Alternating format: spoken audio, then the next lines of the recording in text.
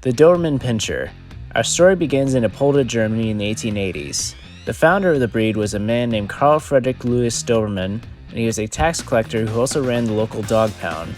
Being a tax collector in those days was a very dangerous job, for he found himself having to tread foot through many bandit-infested neighborhoods. To lessen the risk of dying in the line of duty, he decided to create a dog that would protect him while he made his runs. He wanted his ideal protection dog to exhibit an impressive amount of strength, stamina, and intelligence. Being the man who operated the Ep42 dog pound gave Louis Doberman plenty of access to some breeding stock.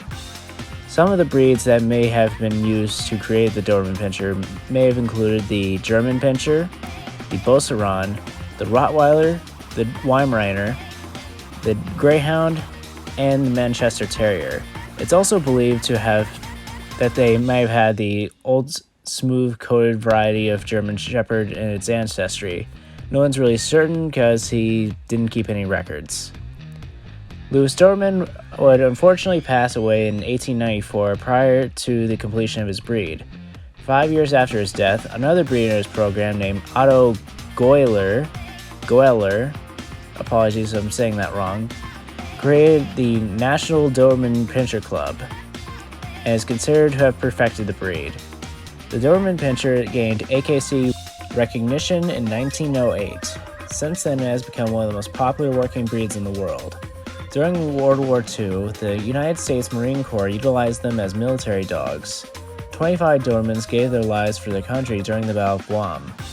There is a life-size statue of a Doberman located in the War Dog Cemetery at the U.S. Naval Base there.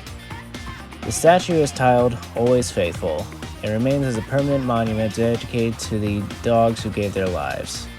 Today, the Doberman Pinscher is currently ranked as the 15th most popular dog breed in America.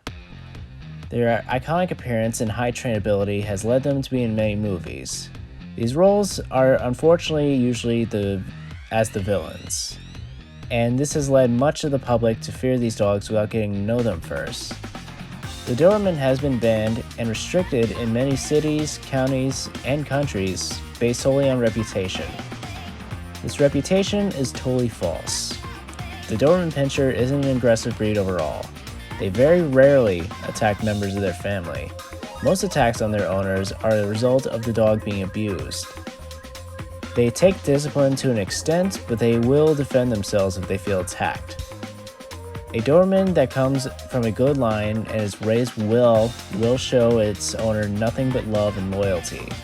I've heard of a couple stories of these dogs taking bites from rattlesnakes in order to protect their owners. With all certainty, they wouldn't hesitate to risk their own life to save their family.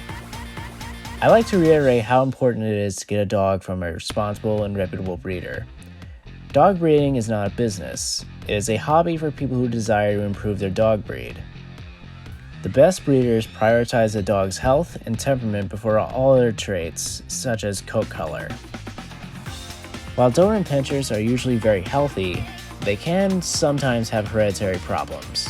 Wobbler syndrome is a term for a malformation in the dog's vertebrae and causes weakness and wobbly gait. Von Willebrand's disease is a blood clotting disorder that can result in heavy bleeding or easy bruising. Extreme cases may see internal bleeding or bleeding in the joints. They may also have skin problems, bloat, heart problems, or hip and elbow dysplasia. The Doberman Pinscher has a life expectancy of between 10 and 13 years. I also would like to talk about the controversy regarding albino Dobermans. The truth is they aren't completely albino. What they are is called tyrosinase positive albinoids. I probably just butchered the pronunciation. They still possess some pigmentation. You might be able to see some of their markings if you squint hard enough. Their eyes are also blue instead of red like in most albino specimens. White Dobermans are also sensitive to sunlight, so it's best to put doggy sunscreen on it and limit how long they are left outside. Where the controversy lies is that some people believe that it is unethical to breed these white Dobermans for health concerns. Some Doberman breeders have even put down white puppies out of concern for their quality of life. Studies show that 12 out of 20 white Dobermans possess skin tumors compared to 1 out of 20 for standard color Dobermans. In this study, every white Doberman over the age of 5 had at least one tumor. Not every tumor of this type is cancerous, however. Some can be benign. Another concern is that due to lack of pigmentation in their irises, this makes their eyes more sensitive to bright light and causes them to squint more. White Dobermans are also susceptible to other genetic diseases that are also seen in the regular coat colors for the Doberman breed. So here's what I think of this controversy. I don't believe that puppies should be destroyed only for being albino. It would be better to place a puppy with someone who is prepared to handle their needs. Sure, they're more sensitive to sunlight, but think of it this way. The most common and recognizable coat color of the Doberman breed is black. Black dogs aren't supposed to be left out in the sun either. I had a black and tan beagle mix when I was younger, and touching her coat on a hot summer day felt like touching a hot sidewalk. There seem to be some solutions to these problems that white Dobermans face. Sunscreen and limited time in the sun to prevent sunburns, goggles to help with squinting in bright light, and going to a reputable breeder to avoid genetic health problems. Admittedly, there are quite a bit of unethical backyard breeders who produce white Dobermans. Some are inbred, similar to how zoos produce white tigers, but there are good ones out there, so do extensive research on your breeder. Males are 26 to 28 inches at the withers and weigh 75 to 100 pounds. Females are 24 to 26 inches at the withers and weigh 60 to 90 pounds. There are also Dobermans that exceed this standard. Dobermans can do very well in apartments so long as all of their mental, physical, and social needs are met. They are extremely loving towards children if raised properly. I've seen videos of toddlers playing with them, touching the dog's mouths, and these well-raised dogs are completely gentle with them. Dobermans can do okay with other dogs if socialized properly. They might try to dominate an unfamiliar dog of the same sex. If raised early on, they can get along well with other dogs in the family, even if they are the same sex. Early socialization and habituation are a must with a Doberman Pinscher. They are naturally protective of their family, so they need to have a clear understanding of the people that they come into contact with and what their intentions are. It can be disastrous if the dog makes the wrong decision, so owners must be careful when introducing their dogs to people, and they absolutely need to have good control of their dog. Fortunately, Dobermans are considered to be the 5th smartest dog breed, so training should be somewhat easy. So would I ever bring a Doberman Pinscher in my family? Yes, 100%, absolutely, here's why. So, my mom hates Doberman Pinschers. I don't share her feelings at all. Every Doberman I have met has been incredible. I have nothing but good thoughts regarding them. If my mom felt this way due to being attacked by one or something like that, I might respect her need to feel this way, but she wasn't attacked, and I don't respect her opinion because of the actual reason why. As I explain what happened, keep in mind that plenty of people have at least one thing that they hate more than they should because of some feeble reason. Evaluate yourself before you try to judge my mother. The story begins sometime during the 80s, when my mother was somewhere between 17 and 20. She had been tasked to house sit for some relatives and watch their Doberman as well. The media didn't portray these dogs particularly well back then, so my mother already didn't like them. At some point while she was house sitting, she ended up locked inside the bathroom. She pounded on the door begging for help, but the only one around was the dog, who did nothing. I don't know what she was expecting. I think she watched too much Lassie or something. Firstly, it's not her dog, and he probably didn't even understand the concept of her being trapped in the bathroom. He watched his owners go in and out no problem after all. Even if he did understand, what was he gonna do? He's in the exact same situation. He's trapped inside, unable to open the door. Eventually, my mom's cousin came home early and freed her from the bathroom. Whilst they were catching up, the dog had started whining to the cousin, and she told him to shut up. He then ran off and did the unforgivable. He pooped in the owner's bed, mere minutes before they came home themselves.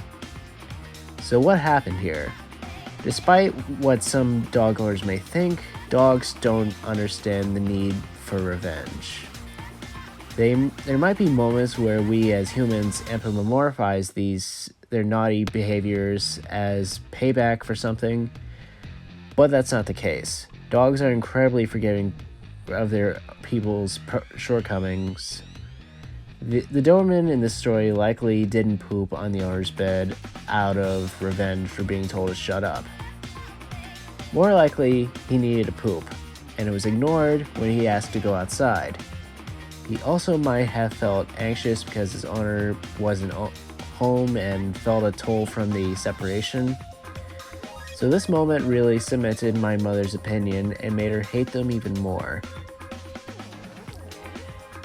She uses the words nasty and stupid to describe them in conversation. There are 3 other reasons she doesn't like them, but they're even more feeble because they are based on common misconceptions. That same relative later got a miniature pinscher, and that dog bit my sister in the face. My mother has said that because the miniature pinschers are Dobermans bred to be smaller, that Dobermans are also nasty as well. My sister also believes this, but it's completely untrue. Miniature pinschers existed long before Doberman pinschers were even thought of. Other than the possibility that both the Min Pin and the Doberman share a common ancestor in the German Pinscher, they have very little in common. It's like comparing a Yorkshire Terrier to a German Shepherd. They're 2 different dogs. I'm also starting to believe that these relatives didn't raise their dogs well. My extended family are the kind of people who would get a new dog from a grocery store parking lot without even thinking about it. And they barely train their dogs too. My mom also doesn't like that Dobermans don't have a lot of fur and prefers it when the dog has some fluff. At the same time, she's also the kind of person who wants to knit sweaters for her dogs and she will gift my dogs clothing even when I ask her not to. A Doberman would benefit from having a sweater during the colder months. They might even get excited associated with playing in the snow if it's introduced to them carefully. I believe my mom might love these dogs if she gave them another chance. She loves big, protective, loyal, intelligent dogs, and that describes Dobermans perfectly. What kind of son would what kind of American hero would I be if I were just to sit idly by and allow my mother to continue this mindset? There's something I have to do eventually. I originally wanted to film my mother meeting a Doberman for this episode. I did find somebody who was willing to let her meet their dog. They told me what time and where they went for training, and we could show up to film. However, I wanted to know more about their dog prior to meeting it. I have seen them train before, but the dog I choose to introduce my mother needs to have the right personality. I don't want it to go through all the trouble of arranging this meeting only for the dog to be aloof and uninterested in meeting new people. I want the ideal Doberman to look my mom in the eyes like this. According to the AKC website, a well-raised Doberman can be pretty open to strangers once they realize they aren't a threat. When I manage to trick my mother into facing her demons, I'll post it here. We did have a breakthrough when I showed her some pictures of Dobermans wearing clothes. It was like watching a brick wall crumble. It gives me hopes that my plan could work. I'll end it here. For my next video, I plan on making a new top 10 favorite dog breed video. Let me know if there are any dog-related topics you'd like for me to discuss. I try to accept most requests. Do you have any experience with Doberman Pinschers? Let me know in the comments. Have a great day, and Pinscher, I barely know her. Thank you.